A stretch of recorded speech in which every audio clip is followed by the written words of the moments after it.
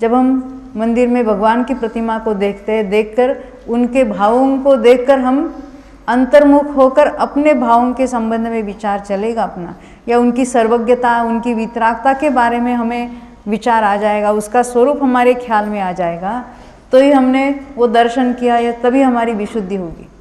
मोक्ष मार्ग प्रकाशक में शुरुआत में ही देखा है, अरिहंतादि उनका तो देखने मात्र से विशुद्धि कही है, परंतु किसके मात्र देखना नहीं, वो देखकर उनके स्वरूप का चिंतन होना चाहिए।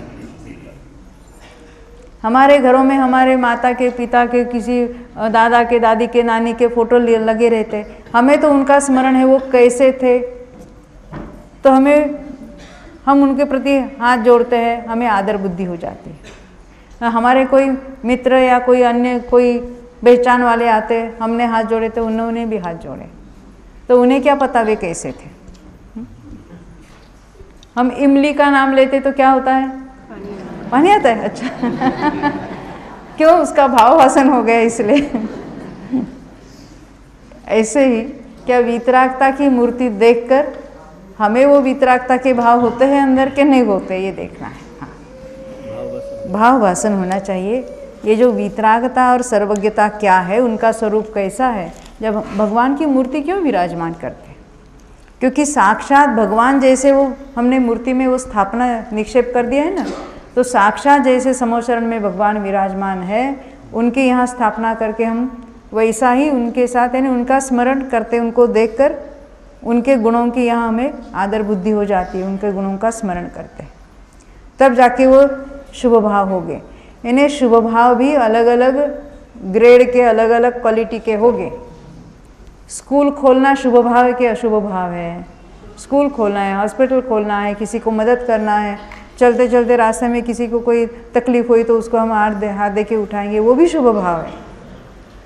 तो ये तो क्रिया में बता रहे, फिर भी ये भावों की बात लेना, उसमें अपने परिणामों की बात में समझ लेना। तो ये शुभ भाव अलग अलग क्वालिटी के हो गए, तो उसके कारण जो बंध होता है, जितनी विशुद्धि अधिक, वहाँ उन कारण जो पुण्य प्रकृतियाँ बनती है, उन पुण्य प्रकृतियों में अनुभाग भी अलग अलग पड़ेगा। तो हम तो शुभ भाव किसको मानते हैं? बाह्य क्रिया को ही मान लेते हैं।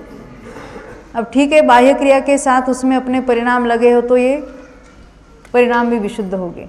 सर्वोत्कृष्ट शुभ भाव तो किसको कहा है? शुभ भाव की बात कर रहे हैं। आत्मा संबंधी जो चिंतन विकल्प है, विकल्पात्मक भूमिका है, ये शुभ भाव है। आत्मा का अनुभव वो शुद्ध भाव है, और आत्मा संबंधी अभी विकल्प, अनुभव के पहले विकल्प चल रहे हैं या अनुभव के बाद भी जो विकल्प चल रहे हैं, या अन्यथा भी जो कुछ ये विषयों का हमारा अभ्यास चलता है, तो ये जो आत्मा के लक्ष्य से ये जो स्वाध्याय चिंतन मनन वगैरह चलता है, वो तो विशुद्ध परिणाम है। और उस काल में जो शुभ प्रकृति बनती है, बंध से रहित नहीं हो रहे। स्वाध्याय मात्र करने से और मैं शुद्ध हूँ, बुद्ध हूँ, ऐसा चिंतन करने से ये बंध से छुटकारा नहीं, बंध हो रहा है, परंतु कौन सा? पुण्य बंध हो रहा है, और उसमें भी अनुभाग अधिक पड़ रहा है, और उससे भी संसारी बढ़ रहा है।